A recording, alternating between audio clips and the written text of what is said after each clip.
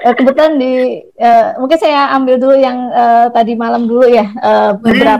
Ada beberapa sih, tapi nanti kita juga prioritaskan untuk yang sudah hadir juga di sini. Mungkin yang pertama dulu nih, Dokter Ica, ini pertanyaannya yang tadi malam itu sudah saya catat. Dalam keseharian tentunya banyak mengalami perubahan dalam kebiasaan. Penyesuaiannya butuh waktu berapa lama gitu ya. Kemudian bagaimana proses perubahan itu dialami, apakah ada kesulitan gitu ya. Dan apa sampai sekarang apa masih istiqomah dilakukan gitu. Itu pertanyaannya seperti itu. Saya bacakan apa adanya, Bu Dokter. Ya, boleh. Silakan. Langsung dijawab dulu, Bu. Iya, boleh. Ya, oke. Okay. Ya, alhamdulillah ya. Jadi saya juga nggak pernah mengira kalau waktu proses itu saya dibawanya oleh lawyer itu ke pondok pesantren. Itu mungkin jalan Allah juga ya, Bu. Saya bukan ada di dalamnya kos-kosan gitu, kontrakan sendirian melo gitu.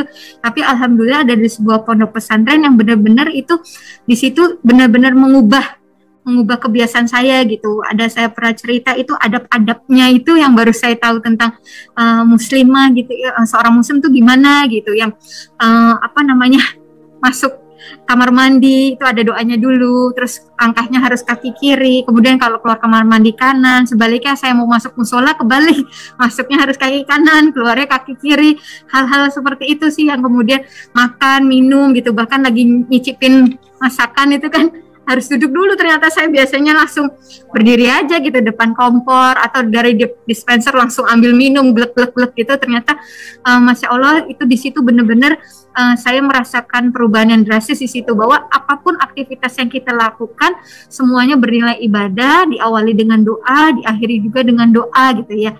Kemudian juga saya itu saat masuk ke pesantren itu dalam keadaan nggak berjilbab. Jadi dan di dalam juga nggak ada yang bilang sekarang kamu harus pakai jilbab gitu ya. Itu enggak gitu sebenarnya.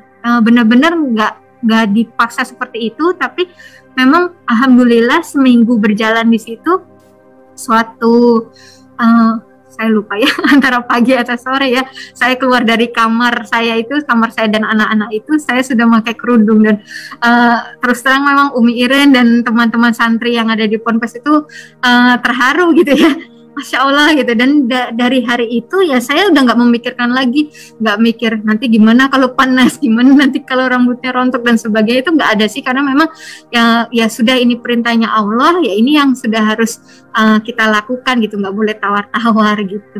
Kemudian kalau soal yang makanan gitu ya, memang alhamdulillahnya dari dulu pun kurang suka ya dengan yang haram itu gitu, dan nggak bisa gitu kayak minum yang beralkohol itu tidak saya pahit gitu. Dan alhamdulillah juga memang saya kurang gaul juga mungkin ya Bu, jadi nggak terlalu ngerasa gimana sih, maksudnya nggak ada yang terlalu dirindukan untuk soal itu gitu. Tapi memang adab-adab itu yang paling berasa berbeda sih penyesuaiannya gitu. Semoga menjawab. Terima kasih Dokter Ica. Saya undang ini ada yang sudah bertanya juga melalui room chat. Bu Indrajati Martini mau menyampaikan langsung, mungkin Bu Indrajati Martini. Baik, terima kasih. Siapa nih MC-nya? Saya belum tahu. Silakan. Ya, baik. Assalamualaikum warahmatullahi wabarakatuh, Dokter Ica dan teman-teman sekalian. Sebelum mengikuti mufakat ini, saya juga sudah pernah menonton ya YouTube-nya Dokter Ica pada waktu ditanya tentang proses mu'alafnya ini, sehingga saya juga semangat ikut ini mufakat ini. Begini Dokter Ica, saya bertanya berdasarkan keprihatinan saya, karena ada beberapa saudara saya, kerabat saya itu yang justru murtad dari agama Islam keluar gitu loh. Dan saya berharap bahwa kalau mereka itu mau belajar seperti Dokter Ica gitu, bukan murtad sih, artinya ajaran agamanya tidak kuat dari orang tuanya ya, jadi dibebaskan untuk memilih gitu, jadi memilihnya yang bukan Islam. Nah, tapi seperti saya juga waktu kecil itu, saya juga orang tua tidak kuat dalam agama, jadi saya disekolahkan di sekolah Kristen SD, SMP. Nah, tapi waktu itu saya sempat mengagumi ya, sekolah-sekolah Kristen itu kan konsep disiplinnya sangat bagus gitu. Kemudian kita lihat fasilitas-fasilitas sekolah Kristen, rumah sakit Kristen gitu kan bersih gitu ya, bagus-bagus. Nah, ini kalau menurut Dokter Ica yang dulu pernah beragama sebelum Islam gitu, kira-kira ini apakah memang ada ya, saya tidak menyebut kelebihan ya, tapi ada sesuatu yang belum kita ketahui ya dari konsep itu, sehingga kita melihat bahwa fasilitas-fasilitas kita yang muslim ini kalah dari sisi kebersihan atau kedisiplinannya. Nah, mungkin ada hal-hal yang justru Dokter Ica dulu yang menganut agama sebelum muslim itu bisa men-share kepada kami apa sih, ada konsep apa sih yang mereka pegang sehingga mereka bisa memanage secara administrasi maupun tata kelolanya yang lain lah, fasilitas-fasilitas itu lebih bagus gitu dari sisi kebersihan maupun kedisiplinannya. Itu saja Dokter Ica, terima kasih. Assalamualaikum warahmatullahi wabarakatuh. Iya, waalaikumsalam warahmatullahi wabarakatuh. Terus terang sih, karena saya sudah sebagai muslim sekarang sebenarnya nggak punya kapasitas jawab itu lagi dari sisi sana ya. Cuman mungkin harusnya sih ya, kalau dipraktekkan seperti tadi, justru yang benar-benar menjunjung tinggi menurut saya kebersihan, kesehatan, itu sebenarnya justru sudah teladan kita, Rasulullah itu udah paling benar sebenarnya gitu ya. Jadi kalau untuk yang dulu itu saya terus terang mungkin harus ditanya ke orang yang bersangkutan lagi gitu, balik lagi mohon maaf gitu, karena saya khawatir juga saya yang salah nanti jawabnya gitu kan, gitu, karena posisinya saya udah bukan di situ lagi gitu. Ya, saya paham Dokter Ica. Saya mungkin ya memang akhirnya kembali kepada kesadaran kita ya, bahwa agama kita tuh sudah menuntun untuk kedisiplinan dan kebersihan itu, tinggal bagaimana kita menerapkannya. Baik Dokter Ica, terima kasih. Iya, terima kasih Bu Indrajati. Iya, sama-sama. Baik, Dokter Ica, ini masih ada juga pertanyaan yang masuk ke saya. Assalamualaikum dokter, kalau boleh berikan contohnya bagaimana dokter mentadaburi Al-Quran. Oke.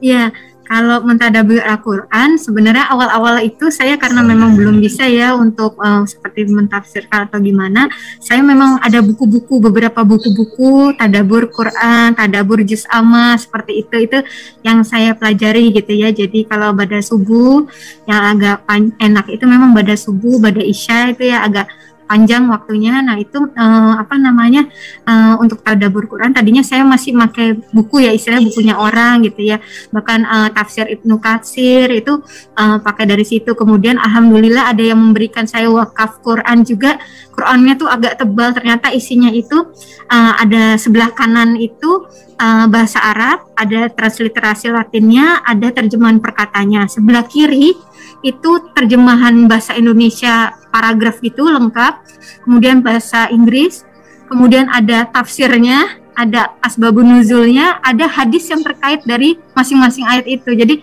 Masya Allah itu memang nggak bisa dibawa kemana-mana karena agak besar ya gitu, tapi enak banget buat belajar gitu. Dan kemudian baru belakangan ini oleh pembina saya di Mu'alaf tadi, Bunda Sri, itu beliau ada guidance-nya ya, formatnya gitu, ketika kita hari ini tanggal sekian kita membaca ayat mana, misalnya sebagai contoh mungkin Quran surat Al-Hasr ya, ayat yang Quran surat 59 ayat 18 sampai 19 itu kan saya baca, kemudian dari situ saya ambil menurut saya itu isinya apa? Oh, isinya itu adalah orang beriman itu adalah orang yang orientasinya pada akhirat gitu. Kemudian di ayat 19-nya sebaliknya orang yang musyrik ya, kalau misalnya saya lupa, adalah orang yang aduh lupa. Itu adalah orang yang lupa pada Allah, dan orang yang fasik, orang yang lupa pada Allah dan lupa pada dirinya sendiri, seperti itu. Kayak itu saya tulis gitu. Nah, kemudian sama Bunda juga disuruh tulis di bawahnya apa yang masih harus saya perbaiki dan apa yang harus saya lakukan, seperti itu. Itu tiap itu dicatat gitu dan dilaporkan juga gitu. Dan dari situ emang benar-benar melatih ya, mengasah kita untuk nggak sekedar baca aja gitu, tapi memang kalau kita, makanya kenapa ya ayat-ayat Al-Quran itu kan turunnya kan sedikit-sedikit ya, kenapa nggak langsung satu kitab gitu. Ternyata kan memang itu ya, supaya per ayat itu benar-benar kita bisa renungkan dulu, kemudian kita pahami dulu, kemudian alhamdulillah bisa kita amalkan gitu ya, dan bisa kita syiarkan lagi gitu kepada orang lain. Itu sih manfaat dari tadabbur Quran gitu. Dan kalau kita menikmati itu, Masya Allah, kita pasti makin semangat untuk baca Quran, untuk mengatamkan Quran gitu, karena kita tahu artinya gitu. Bahkan waktu kita sholat gitu ya, yang mungkin jarang dipakai tuh Quran surat Al-Lahab ya, Lahab itu Masya Allah kalau kita baca itu asbabun nuzulnya, ceritanya itu tetap berarti gitu ya, tetap kita bisa ambil pelajaran dari itu, dari istri Abu Lahab juga itu. Terima kasih. Semoga